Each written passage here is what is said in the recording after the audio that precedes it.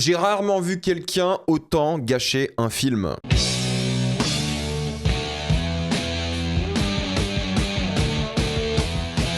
La femme de ménage. Comme d'habitude, jusqu'à la minute indiquée dans le titre de la vidéo, il n'y aura pas de spoilers, restez tranquille, après on va tout spoiler. La femme de ménage raconte l'histoire d'une jeune femme qui est un peu perdue dans sa vie, qui a beaucoup de galères et qui cherche désespérément un foyer, mais surtout un métier. C'est là que Millie va rentrer en contact avec une famille pour devenir leur femme de ménage attitrée, tout en vivant sur place, sauf que cette famille est un peu particulière. La femme de ménage, l'adaptation d'un best-seller mondial qui est enfin arrivé en salle, il sort demain en France et j'avais pas vraiment l'ambition de voir ce film parce que la bande-annonce m'avait pas donné envie, mais j'ai plein d'amis qui ont lu le livre et qui m'ont dit qu'il fallait que j'y aille parce que j'allais adorer, ça allait être trop bien et ils m'ont dit que ce film va cartonner en salle, donc je voulais pas passer à côté de l'événement. Si le film cartonne, on verra bien, mais je pense qu'il va cartonner pour le coup. Et c'est un film intéressant car c'est vraiment un produit de son époque et on va en parler en détail, surtout en partie spoiler de ça, mais il arrive à un moment assez intéressant aussi dans la carrière de ces deux actrices, donc Sydney Sweeney et Amanda Seyfried. Alors pour Sydney Sweeney, elle enchaîne les flops au cinéma, elle a des premiers rôles mais personne va voir ses films, elle a la polémique avec évidemment ces derniers mois par rapport à la pub de Jean, ce qu'elle a dit sur la politique et tout, donc elle a clairement besoin d'une victoire, d'un film qui puisse la porter. Et de l'autre côté, bon, on a Amanda Seyfried qui était un peu sur le côté pendant quelques années, elle a rien fait de vraiment extrêmement populaire ou de marquant, mais qui sort d'un film, Le Testament d'Anne Lee, qui sera sûrement aux Oscars, donc déjà en termes de popularité, ça c'est pas mal, c'est un gros regain pour elle, et ce film-là qui potentiellement va cartonner aussi. Mais est-ce que le film est bien? Mais avant, j'aimerais remercier le partenaire officiel de cette vidéo, c'est Burgos VPN et ses 38 millions d'utilisateurs et presque 5 sur 5 sur Trustpilot. Vous les connaissez, c'est le meilleur moyen de soutenir la chaîne et c'est un service utile que j'utilise tous les jours. Je vous mettrai dans la description le coordonnée épinglé, un site internet qui vous dit dans quel pays se situe le film que vous voulez regarder. Ensuite, vous changez, que ce soit Canada, États-Unis, Royaume-Uni, Belgique, Suisse, Italie, vous allez avoir la VOSTFR et même la VEF dans certains cas. Quelques exemples sur Netflix, vous avez le film Prise au piège, vous avez Nouvelle Vague ou Neige à 2. Sur Disney+, vous avez Les 4 Fantastiques, Lilo & Stitch ou Elio. Sur Apple TV, vous avez déjà F1. Sur Paramount, qu'il faut utiliser depuis l'application Paramount+. Et si vous avez un compte Paramount via Canal, connectez-vous à l'application avec ce compte. Vous allez voir, c'est facile et vous allez avoir accès à plein de films comme Mission Impossible de Final Reckoning. De même pour HBO Max, connectez-vous à l'application HBO directement, peu importe la source de votre abonnement. Et vous avez accès à une bataille après l'autre, Superman ou Weapons. Pour les gros consommateurs de YouTube, vous avez encore YouTube Premium pour beaucoup moins cher. Prenez un pays de l'Union Européenne parce que c'est plus simple comme la Roumanie ou la Bulgarie. Et oui, ça fonctionne encore aujourd'hui, il y a plein de tutos en ligne qui vous disent comment faire. Et ça marche sur plein d'abonnements, alors je vous conseille pas pour le streaming, mais par exemple pour Letterboxd Patron, ça fonctionne très bien. Vous le savez, maintenant il y a certains sites internet qui vous demandent de mettre votre carte d'identité, et personne n'a envie de faire ça. Donc si vous voulez continuer à vous Sydney Sweeney en paix, utilisez un VPN. De même, certains films, vous les regardez d'une manière très précise, et parfois il faut se mettre en sécurité, si vous voyez ce que je veux dire. Avec un VPN, ne vous inquiétez pas, ça va bien se passer. Vous pouvez partager votre compte avec 7 personnes au total, c'est disponible sur tous vos appareils préférés, vraiment tout le monde peut le faire, en quelques clics c'est fait, c'est super simple. Vous pouvez essayer par vous-même car vous êtes satisfait ou remboursé sous 45 jours et vous avez une assistance technique en français 24h7. Utilisez le lien dans la description, le code épinglé afin de vous abonner à Burgos VPN et bénéficier de 83% de réduction plus 4 mois gratuits. Foncez sur l'offre. Il faut savoir que la majorité de l'action se passe dans la maison en mode huis clos et le film se repose sur les dynamiques entre la famille et la femme de ménage. Il y a quelques scènes extérieures mais c'est vraiment léger. En termes d'ambiance, c'est particulier et c'est d'après moi le plus gros problème de l'œuvre. Ça va mélanger plusieurs genres qui marchent pas vraiment ensemble dans ce film de manière spécifique et en gros, sans vous donner l'ordre en question, c'est à la fois un film qui joue sur les codes de l'horreur avec des jumpscares, les fameux violons, une ambiance sonore un peu angoissante et un visuel qui veut effrayer. Et en même temps, c'est un thriller familial, social à la Parasite sur le mépris de classe et l'envie de cette femme d'accéder au luxe, tout en étant une sorte de dark romance à la 50 Shades pour adolescentes en quête d'un petit peu d'érotisme. Et en même temps, c'est un thriller psychologique, on va se concentrer sur les traumas des personnages, on va les rendre tous un petit peu fous. Et il y a un autre truc que je vais pas spoiler ici, qui est une grande partie du film pour le coup, mais ça ne marche pas. Pourquoi? Car le film utilise ces changements de tonalité et de genre comme des twists, comme des surprises, comme des révélations. Le film te dit à chaque fois, regarde, là, tout va changer. Et le film essaie de te faire comprendre qu'il va constamment évoluer, changer pour te surprendre avant tout. Et tout le concept du film fonctionne sur la surprise, sur ce qui va se passer dans le film et tout est purement scénaristique. Et le problème, il est là. Ils ont tout misé sur ça. Et le vrai souci, c'est que c'est extrêmement prévisible. C'est ça qui m'embête, c'est qu'ils ont tout misé sur ce qui se passe dans l'œuvre, et c'est le truc le plus prévisible de l'histoire du cinéma, quoi. Je vous jure, la première scène du film, je me suis dit, oh putain, c'est ça le film. Et après, je me suis infligé les 2h15 de film qui restaient. C'était dur. Honnêtement, c'était dur, mais il faut parler un peu des personnages. D'après moi, ils sont tous assez mauvais, honnêtement. Hein. Le seul truc qui est un peu développé, le personnage de Sydney Sweeney, mais même elle, c'est plus un archétype de la société, plus qu'un être vivant normal avec des rêves, des motivations. Il y a très peu de scènes entre ce personnage-là où on voit leur humanité. On suit juste des clichés sociétaux pour faire passer un message avant tout. Et Sydney Sweeney, honnêtement, elle gâche vraiment le film. Je l'ai souvent défendu, alors hors évidemment ses positions politiques catastrophiques, mais je l'ai défendu dans Euphoria, j'ai défendu dans Réalité, je l'ai défendu dans Immaculée. Je trouve que c'est une bonne actrice. Je trouve qu'elle joue bien dans quasiment toutes les œuvres que j'ai vues avec elle. Et je dis quasiment car là, elle est nulle. Elle est nulle, je vous jure. Chaque scène dramatique avec un peu une ambiance différente, elle sait pas jouer, quoi. Elle gâche le film, d'après moi, une grande partie du truc, parce qu'elle joue très très mal. Alors, Siegfried et Sklenar, du coup, bah, l'homme et la femme, eux, ça va. Honnêtement, pas tout le temps, mais globalement ça va. Mais le film est pas très bien joué, quoi. Et c'est ça qui va sortir beaucoup de personnes du film. C'est un peu le ridicule des acteurs. Et ça m'énerve parce que pourtant le message sur le mépris de classe, sur l'exploitation des pauvres, la distance qui est faite entre elle, le mari riche, la famille aristocrate, le désir parce que le mari, bah, c'est quand même une jeune femme assez belle, Sydney Sweeney, Emily. Du coup, dans cette œuvre, il y aura une attirance un peu automatique. C'est un truc que j'aime bien en théorie. Je pense que c'est bien d'avoir un peu d'érotisme, de tentation et de mélanger ça un peu à la classe sociale et à ce mépris. Je pense que de base, c'est intéressant. Mais le traitement est vraiment mauvais dans le film, car les personnages, ils sont là pour servir un message au lieu de nous faire ressentir de l'émotion pour eux. Et je pense qu'un film qui doit être un film un peu social comme ici, un film qui a parlé de sujets sérieux, dont un que je vais spoiler plus tard évidemment dans la partie spoiler, parce que c'est le sujet principal, mais quand même, si je le dis, ça serait vraiment spoiler toute l'œuvre.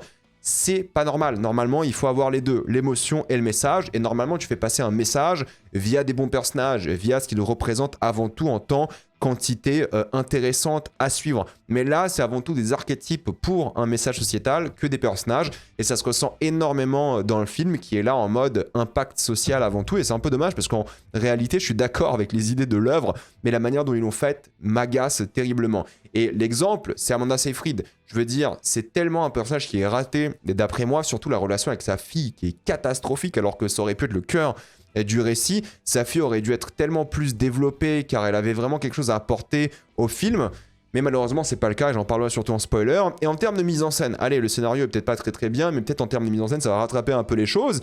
Et au début, je me suis dit, pourquoi pas, il y a une mise en scène sur la maison, on la découvre avec les différents éléments du décor et avec justement cette mise en abîme de cette habitation, parce qu'on va voir différentes pièces et on va comprendre où on est. Et vu que tu devras avoir un peu de mystère par rapport à où sont les personnages dans la maison, bon, c'est pas mal, je me suis dit, il y a un truc par rapport aux symboles, par rapport à tout, au fait, dans la maison. Il y avait un petit truc au début de l'œuvre, mais sinon, malheureusement, c'est un peu un téléfilm, car oui, on te montre la maison au début, mais ils réutilisent jamais la maison pour raconter quelque chose, et c'est vraiment dommage. C'est juste pratique pour un peu se repérer dedans, mais c'est pas non plus parfait, parce qu'il y a une sorte de couloir qui va de la chambre de la femme de ménage au reste de la maison, qui est un peu déconnecté en termes de mise en scène, était un peu perdu, je sais jamais où est ce couloir. Mais sinon, le reste, c'est vrai qu'il n'y a pas beaucoup de choses. Il y a une sorte de travail sur la caméra dans la maison, parce qu'ils sont riches, du coup, ils ont des caméras dans la maison qui sont là pour montrer les personnages un peu comme des animaux en cage, et c'est le parallèle par rapport à la maison qui est aussi une cage. Il y a un truc sur les regards, les reflets, mais c'est qu'au début du film. En fait, plus t'avances dans le film, plus le film oublie de faire de la mise en scène. Oui, il y a beaucoup de symbolisme au début, mais plus t'avances, moins il y en a, et c'est très plan-plan malheureusement, et il va jamais au bout de son concept. Il y a toute une maison de poupées gérée par la petite fille, et c'est le symbole. Voilà, en fait, tout est organisé, tout est planifié. Tu dis qu'en fait, elle est dans un piège, cette femme de ménage, mais ils utilisent jamais vraiment la maison pour un truc intéressant, fascinant, alors qu'ils auraient pu, bordel. Il y a par exemple un escalier qui a une forme assez spécifique, tout de même, qui symbolise un truc par rapport au film, mais il l'utilise jamais. Encore une fois, il y a plein de plans comme ça qui font penser que la maison est une prison avant tout, et vu que tu sais que le personnage principal était en prison, c'est pas un spoil, hein, c'est le début du film, on t'explique qu'en fait elle sort de prison et qu'elle cherche un taf, tu dis c'est intéressant, elle est passée de la prison extérieure, qui était donc horrible, à la prison intérieure de la maison, où certes elle a un travail, mais elle est prisonnière quand même dans cette maison. Il y a des petits trucs comme ça que j'aime bien la nourriture comme une sorte de marqueur social, la manière dont tu manges et ce que tu manges indique un peu ta classe sociale, et c'est pas mal. Mais sinon, c'est des petits trucs par-ci par-là, c'est superficiel. Tu vois, qui sème des graines pour raconter quelque chose d'intéressant en termes de mise en scène, mais il va jamais au bout du concept et c'est un peu dommage. Et puis l'éclairage, vous savez, très bidon de séries télé, téléfilms, les clichés classiques du thriller et de l'horreur vraiment mal fait qui collent pas du tout à l'œuvre. Le film, clairement, ne sait pas ce qu'il veut être. Et c'est ça qui est frustrant avec le film parce qu'encore une fois, l'idée du film, moi j'aime bien. Et il y a plein de trucs, genre les dialogues, je vous jure, il n'y a aucun humain dans ce film. Les dialogues, c'est juste les personnages qui expliquent le scénario en boucle. Ils font que ça, expliquer ce qui se passe, expliquer leurs émotions, il n'y a jamais un peu de subtilité. C'est tout dit à haute voix, parce que pour moi, c'est un téléfilm pour les gens qui font autre chose à la maison, tellement tout est expliqué. Au cinéma, c'est pas censé être comme ça, mais là, tout est expliqué, il n'y a aucune mise en scène visuelle, ils te disent tout à haute voix la majorité du temps, et c'est trop frustrant, quoi. Et il y a tout un passage où ils t'expliquent un truc dans le film qui est tellement long.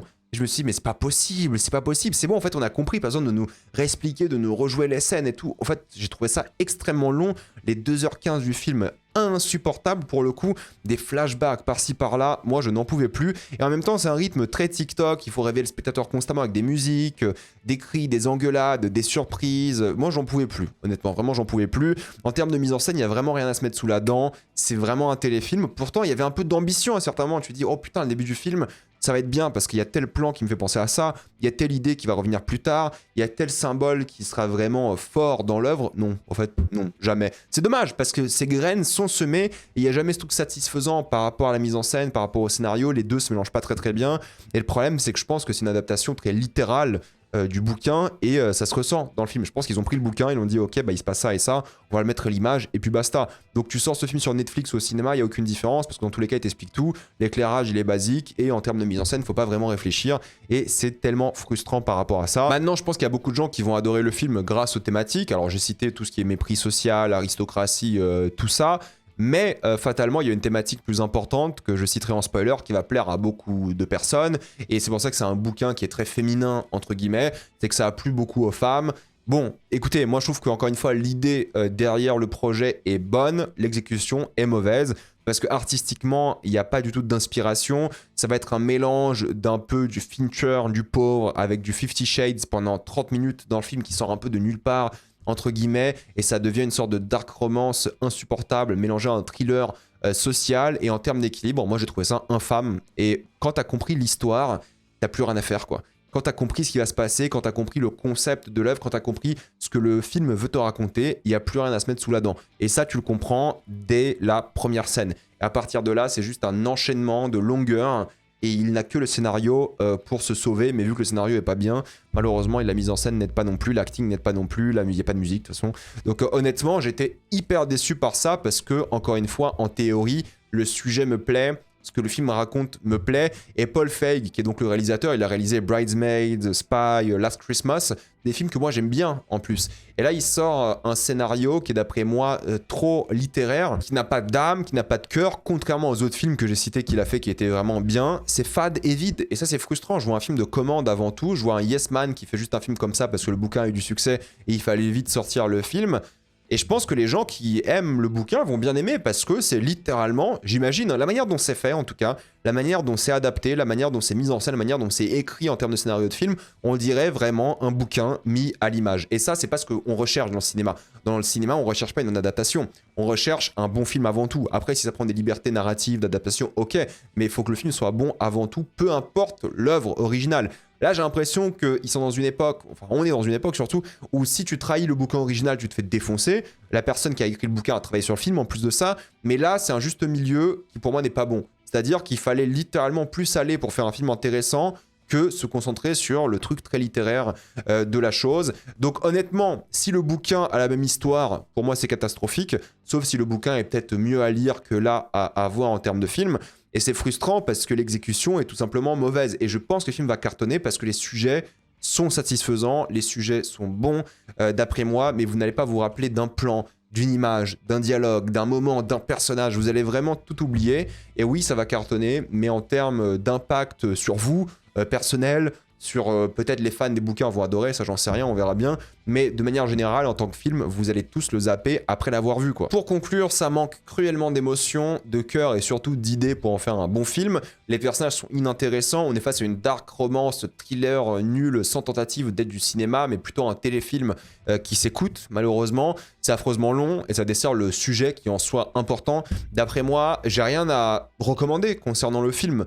Honnêtement, je dirais pas que c'est une torture non plus, je dirais que ça passe, c'est regardable à peine, mais les 2h20, on les sent quoi. Honnêtement, on les sent, c'est presque une angoisse existentielle me concernant, tellement ça a gâché mon film de comprendre ce qui allait se passer depuis le début, et après il restait 2 heures, donc c'était vraiment pas bien. Je comprends les gens qui vont adorer, qui vont aimer, mais c'est pas mon cas. Honnêtement, c'est pas mon cas. Après, si vous aimez les dark romances, si vous aimez ces thrillers un peu légers, avec des jumpscares, ce genre de choses, si vous aimez le truc un peu social, un peu la nudité, le côté un petit peu légèrement érotique, en fait, il y a trop de trucs, quoi. Ça qui est dommage, c'est qu'il n'est pas focus sur une idée, un sujet, une sensation, malheureusement, et donc je pense que le gros souci aussi du film, c'est la fin. Sans la spoiler, la fin me donne plus envie de voir le film qui concerne la fin que le film qu'on vient de voir. Et ça fait très origin story d'un truc, et ça, c'est encore plus frustrant. Je sais qu'il y a plusieurs bouquins, hein, mais là, vraiment, j'ai trouvé ça assez insupportable. Donc pour moi, c'est dur à recommander, mais je pense pas que vous allez détester non plus. C'est juste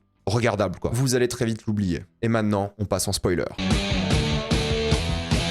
Le film, il commence comme un thriller social à la Parasite. On est face à une femme désespérée, criminelle, qui veut trouver refuge dans un travail, une maison, arrêter d'être une SDF, donc c'est logique. Tu sais qu'elle a fait de la prison, et tu sais que c'est 10 ans de peine, donc forcément c'est grave. Moi j'ai directement pensé au meurtre, alors que je connais rien sur le livre, hein, pour le coup, et tu sais aussi que ça sera utilisé dans le scénario plus tard. On va pas faire de la prison, et jamais réutiliser ça dans le film, c'est une évidence. Mais elle a pas forcément les bonnes méthodes, sauf que les intentions sont bonnes. Et si les intentions sont bonnes, louables, t'es un peu de son côté tout de même. En plus, c'est la pauvre qui se fait harceler par les riches, les aristocrates et tout. Donc, t'as une affection un peu automatique envers elle, même si elle a tué, même si c'est une criminelle.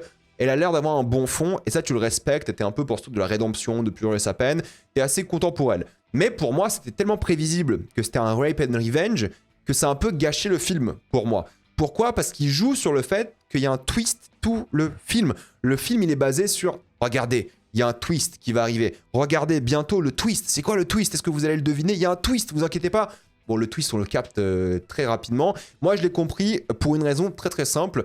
Dès qu'on voit le mari, j'ai capté. Le mec est trop parfait. Le mec est tellement sympa, j'ai capté, ok, c'est bon. C'est le manipulateur, il est riche, insupportable, c'est un violeur, c'est cramé à des kilomètres. Et surtout, désolé, mais je vais être cynique par rapport à ça, mais c'est l'époque, en fait. Je veux dire, impossible en 2025 de sortir un film grand public avec une femme au foyer hystérique au premier degré, donc vraiment hystérique, folle, avec un mari riche dans le monde de la tech, qui est le héros, avec cette jeune femme ici qui subit une autre femme. C'était impossible. Impossible dans notre époque de sortir un film comme ça. Maintenant, il y a des films qui jouent sur ça. Il y a un film qui est sorti récemment que j'ai pas envie de spoiler, pour le coup, parce que justement, dans ce film-là, c'est la femme qui est l'agresseur et c'est l'homme qui a menti, même si c'est un peu plus complexe que ça dans le film. C'est un film qui est assez étrange, voilà. Pour ceux qui ont vu mes vidéos, vous savez de quel film je parle. Sinon, quelqu'un dans les commentaires le mettra, vous inquiétez pas. Mais ça jouait sur ça. C'est-à-dire qu'on est dans une époque où la femme ne peut pas être l'agresseur et c'était le twist. C'est-à-dire que oui, bah, la femme est l'agresseur, ça change un peu des mœurs et ça fait un truc un peu surprenant dans un film. Moi, qu'on soit d'accord ou pas avec la thématique, en tant que film, c'est intéressant, ça change un petit peu. Là, bon, voilà, c'est le mec l'agresseur, c'est logique. Moi, je suis pas contre, hein. Moi, voilà, il y a pas de problème. Sauf que forcément, le film, il joue sur le twist que le mec est l'agresseur, et tu comprends ça depuis le début par l'époque et juste par la première scène. Enfin, si vous avez déjà vu des thrillers dans votre vie, quand tu vois le mari qui est parfait comme ça, tu penses directement à patriarcat, tu penses à violeur, c'est logique pour le contexte du film. Donc, s'il devait pas jouer cette case-là en mode surprise, vous allez voir, c'est peut-être elle qui est vraiment folle, il n'y a pas emprise, le film aurait été plus intéressant. Mais vu que tout le film se base sur le twist, sur le retournement de situation, sur lui qui est vraiment le méchant, la manière dont il regarde les personnages et tout, bon, en fait, c'est cramé et ça gâche une grosse partie du film d'après moi. Mais bon, c'était normal, je veux dire, c'est pas possible d'avoir un film en 2025 populaire qui est pas un film féministe, émancipateur et vengeur du patriarcat. Moi, je trouve ça cool, je trouve ça bien, mais juste que bah, le film aurait dû être fait différemment parce que c'est trop prévisible. Et je sais que c'est les limites du bouquin, des choses comme ça, mais peut-être si on prenait le point de vue de quelqu'un d'autre ou c'était fait différemment, il y avait peut-être plus d'impact. Si on nous cachait pas que c'était lui le méchant depuis le début, peut-être c'était plus intéressant. Je n'en sais rien, mais en tout cas, le film qui est sorti aujourd'hui est pas bon. Et le film passe d'un thriller social à la Parasite à un thriller horrifique où Amanda Seyfried joue une sorte de fantôme qui hante la maison, qui est hystérique, qui est folle, qui punit Sydney Sweeney, la partie la moins intéressante, car t'as déjà compris que c'était faux, de une, et elle souffre de l'emprise de son mari. Et je déteste le côté emprise qui n'est pas vraiment assumé. Parce que pour moi, l'histoire aurait pu être encore plus intéressante si c'était pas un rôle qu'elle jouait là, mais qu'elle était tellement détruite par son mari, qu'elle souffrait tellement de son mari qu'elle a vraiment perdu les pédales et que justement elle commençait à se sortir de cette boucle infernale. Mais là, elle est consciente de ce qui se passe, elle a juste tout planifié depuis le début.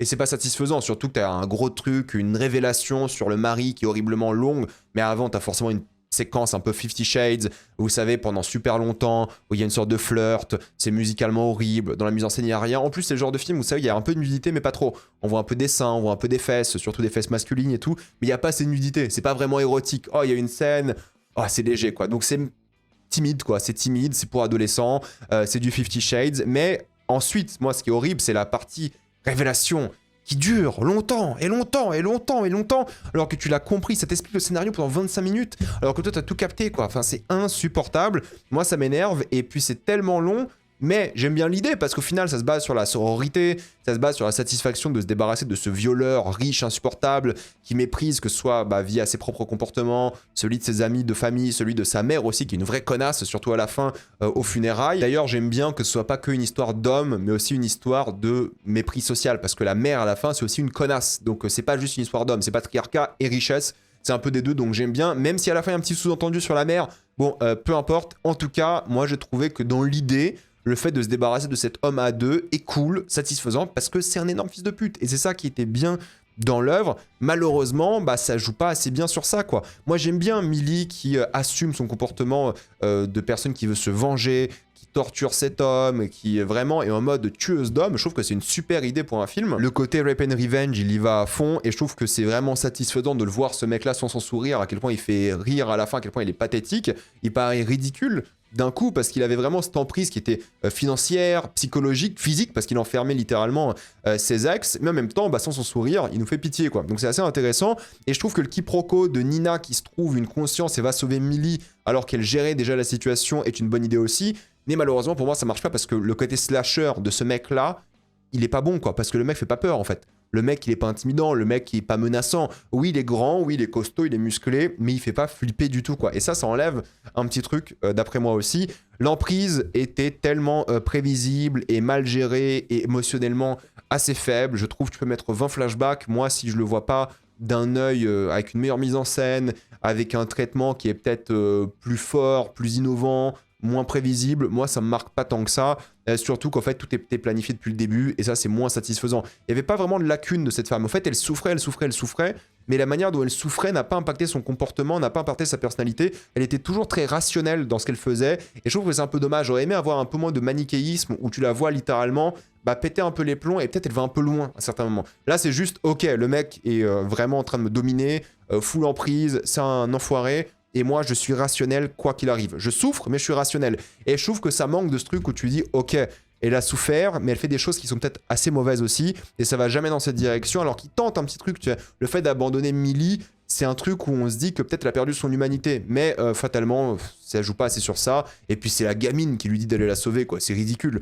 La gamine, elle a aucune scène. Enfin, je trouvais ça vraiment mauvais. Et je pense qu'en réalité, par un meilleur réalisateur, avec un scénario plus retravaillé, avec de meilleurs acteurs, pour le coup, le film aurait été meilleur. Je pense que le film qui suit la fin, donc de elle qui sera embauchée par des femmes battues, des femmes qui souffrent et qui devient une tueuse d'hommes, je trouve que ce film-là est bien plus intéressant que le film qu'on a eu là, quoi. Moi, je pense que si l'histoire était construite par rapport au fait que c'était déjà une tueuse d'hommes et qu'on le découvrirait comme un twist et qu'on soit quand même de son côté, génial. Là, on est en mode origin story de la tueuse d'hommes et je trouve ça un peu nul, à titre personnel. Je trouve que c'est pas très intéressant.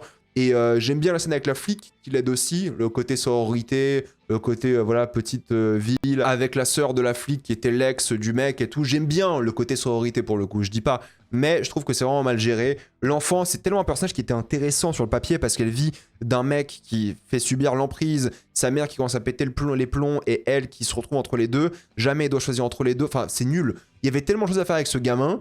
Et elle ne fait rien. C'est trop triste. C'est tellement un personnage qui aurait pu être intéressant, parce qu'un enfant qui vit cette situation-là est, d'après moi, plus intéressant que la femme qui vit l'emprise de manière rationnelle. Et c'est stressant et c'est frustrant comme film à cause de ça. Et le mec là, jardinier, habitué aux films érotiques, hein, l'acteur je parle, Sous-entendu que c'est un mafieux italien amoureux de Nina, mais qui a pas vraiment été utilisé, sauf d'un point de vue scénaristique. Et c'est ça qui m'énerve, bordel. C'est le truc où, forcément, tous les personnages là, ce jardinier, la petite fille, ils sont là pour faire avancer l'histoire, plutôt qu'être développés, avoir des moments qui sont beaux, qui sont touchants. C'est des outils scénaristiques avant tout, avant d'être des personnages de chair et d'os, et c'est dommage. Voilà, bref, j'ai rien à dire, hein, le film m'a frustré, le film m'a énervé, je trouve que c'est assez pourri comme histoire, alors qu'il aurait pu être vraiment bien. Je sais qu'il y a des gens qui vont adorer, qui vont prendre leurs pieds devant. Moi, j'ai trouvé ça affreusement long, et rien ne m'a plu malheureusement. Je pense qu'il y avait à chaque fois des petits moments où tu dis « Ah, ça va être un film bien plus intéressant », que ça l'est réellement, et ça c'est encore une fois hyper dommage. Donc dites-moi ce que vous en avez pensé dans les commentaires, êtes-vous d'accord, pas d'accord, j'ai envie d'avoir votre avis. Avant de quitter cette vidéo, pensez à utiliser le lien dans la description, le code épinglé, afin de débloquer toutes les plateformes de streaming en toute accessibilité, sécurité, avec beaucoup plus d'œuvres. Tout ça pour 2,03€ par mois, plus 4 mois gratuits,